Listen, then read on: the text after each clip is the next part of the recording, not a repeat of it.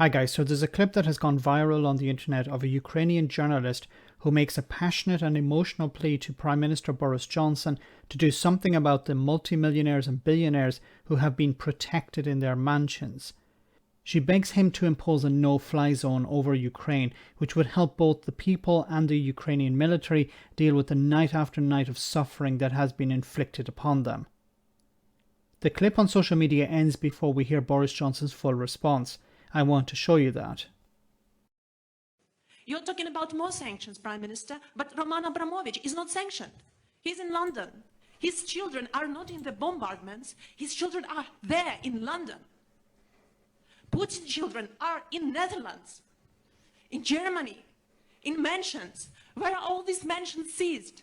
I don't see that. I see that my family members, that my team members are saying that we are crying. We don't have where to run. Well, this is what is happening, Prime Minister.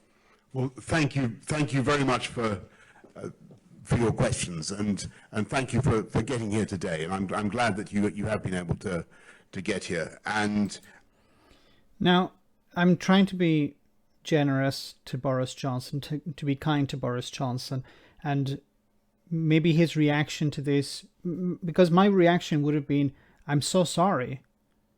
I'm truly sorry for what your family has gone through.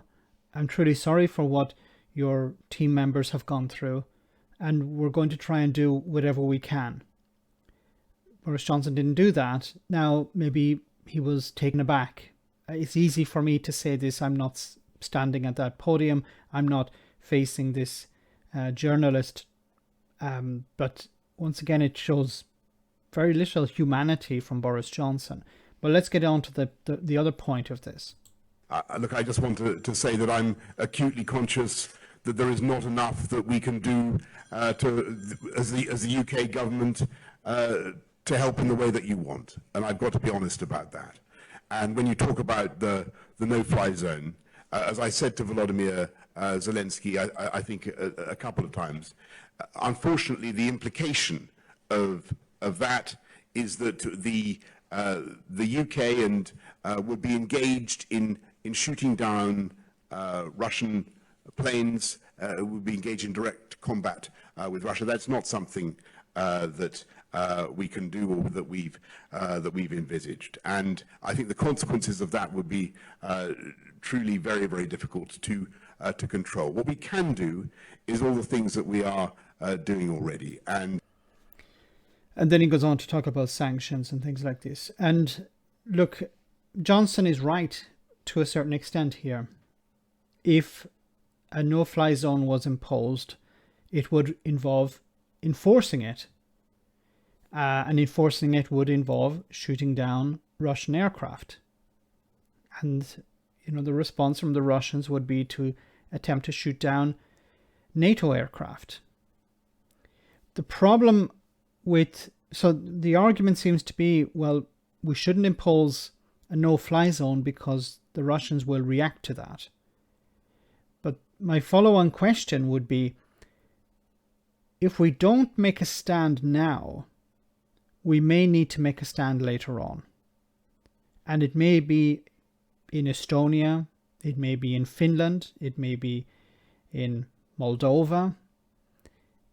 Because I truly believe that if Putin gets away with inflicting this type of damage on Ukraine, he's not going to stop there. He's basically said it himself that he's not going to stop there.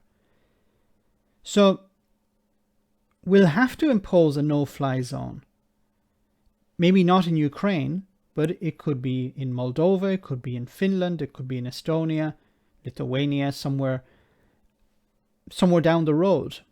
But a no-fly zone will be imposed, because if the thinking is, well, we won't impose it now because it's Ukraine, then when will you impose it? Because you will have to. So, as I said before, when it came to the emotional response, Boris Johnson's response was pretty crappy. But when it came to the issue of the no-fly zone, I understand where he's coming from.